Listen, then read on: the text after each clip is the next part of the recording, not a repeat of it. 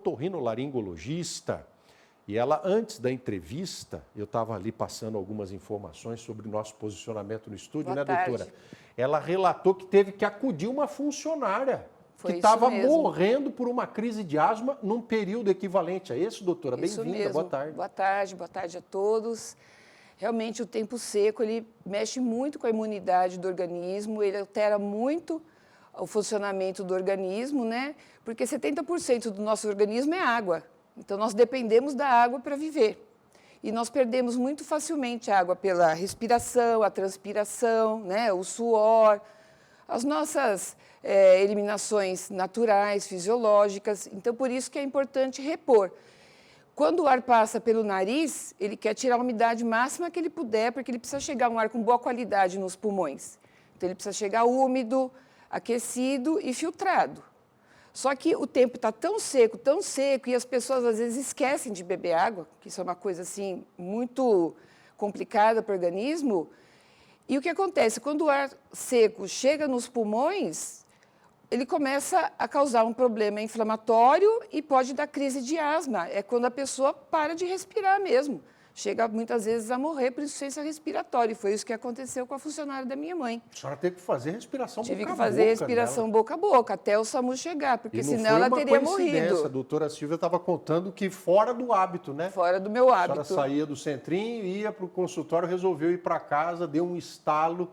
Milagre, graças ao Deus. Mesmo. Se ela não chega a funcionar, a hora que ela encontrasse, ia estar lá feita, afinada, caída. Ela já estava caída, desfalecida. Já estava, com muita dificuldade respiratória.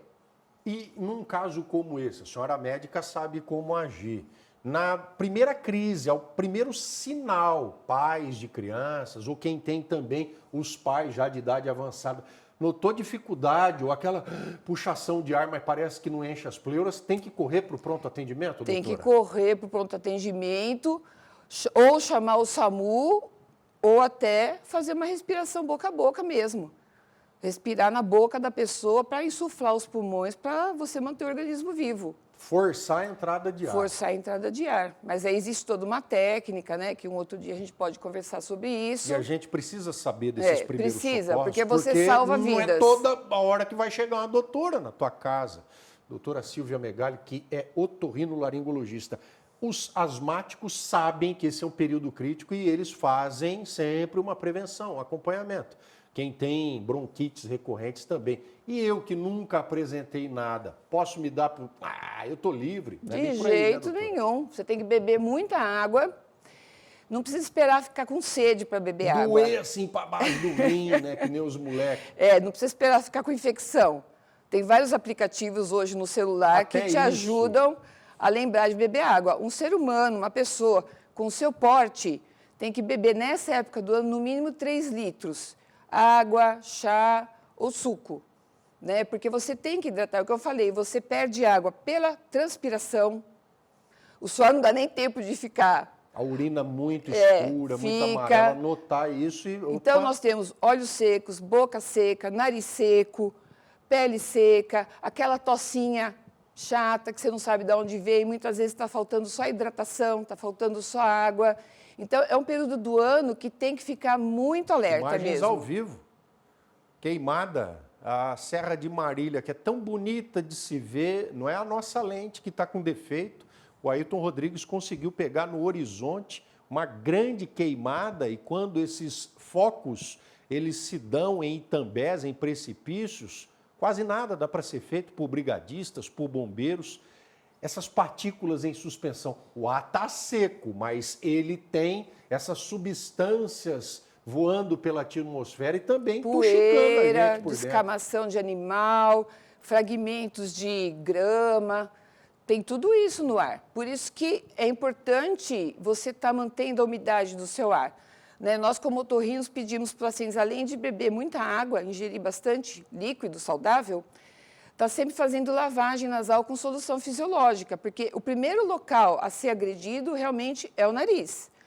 Essa mudança brusca de temperatura, principalmente do calor para o frio, mas o clima seco faz diminuir a imunidade local. Não é que você esteja com a imunidade baixa. O nariz ele não tem só a função de fazer o ar passar, e nem é enfeite. Ele tem toda um funcionamento, toda uma fisiologia super importante para os pulmões, para entregar para os pulmões o melhor ar possível para você poder tirar o oxigênio do ar. Então, o nariz, por isso que nessa época do ano, resfriado, sinusite, gripe, rinite alérgica, isso é muito comum, porque o ar passa pelo nariz, tira o máximo que ele pode de umidade do nariz. Aí o nariz sangra, o nariz entope, junta um monte de casquinha, arde o nariz, aí ele inflama, aí se transforma numa infecção, vira uma sinusite. A sinusite pode virar otite, a secreção desce para a garganta, você fica com a voz ruim, fica uma laringite e pode depois até dar uma pneumonia. Então, água é fundamental. 70% do nosso organismo é feito de água. Então, a gente não pode esperar ter... E alimentação. Sim, alimentação vai... Se estamos nós já sendo avisados dessa, de novo, mudança que está por vir no fim de semana...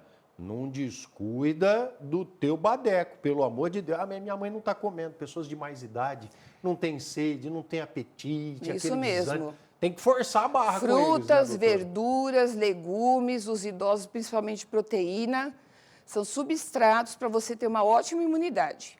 Sais minerais, vitaminas, estão todas contidas nessas substâncias. Então, é muito importante, realmente, o que você falou. O idoso, ele esquece de comer, ele perde o apetite. Para ele, o cafezinho com leite e manteiga tá bom, mas não é o suficiente, né? Porque tanto o idoso quanto a criança nova, eles têm o sistema imunológico mais baixo mesmo, né? Mais agredido. Então, são as duas partes da população que ficam doentes com mais facilidade. Então, todos nós devemos nos cuidar, mas principalmente... as crianças até os 3, 4 anos de idade, que são as mais atingidas pelas infecções, e os idosos, né? Porque realmente eles perdem muita massa muscular, idoso, debilita muito o corpo e esquece de beber água, esquece que tem que comer. Então, quem tem idosos próximos tem que ficar realmente cuidando muito dessa parte da alimentação saudável e da ingestão de líquidos. É isso, a minha filha é chata toda hora. Mãe, a senhora tomou água. Agora, aplicativo também, que nem disse a doutora, aplicativo fica buzinando. Meu celular, eu vou tacar ele na parede. Não, tudo taca isso não. Por amor a você. Reconheça afeto em cada uma dessas marcações. Mas tá marcando, Rodrigo, que nem zagueiro paraguaio. Oh, vi que você não pegou água, só tomou um golinho, só molhou a boca. Hidratação, prática de exercícios também nesses horários mais cáusticos. Nem pensar. Nada, né, doutora? Você viu, 16% a umidade relativa do ar. A do Saara, 10%. Estamos quase. O que a Organização Mundial de Saúde pede? De ótimo, acima de 60%. Então, para você ver como é importante realmente esses cuidados. Aí você vai fazer uma atividade física, seja ao ar livre, seja em ambiente com ar-condicionado, não importa. O ar está desidratado. Você vai se cansar mais, você vai desidratar mais ainda seu corpo, você está abrindo ainda mais um espaço para ficar doente. Então, realmente, a atividade física nessa época do ano não é aconselhável. Precisa tomar muito cuidado. Dá uma maneirada. Vai bem cedinho, quando o ar ainda, digamos, está respirável, ou depois, mas mesmo no fim da tarde, você olha aquela linha do horizonte amarela, chega a estar ocre, enferrujada, são partículas em suspensão, atividades intensas, uma maneiradinha, 2, 3 dias, estou fazendo todo dia esporte, um ou outro intercala para não ter nenhum tipo de intercorrência. Doutora Silvia, muitíssimo obrigado. Eu que agradeço o espaço. Atua no Centrinho também?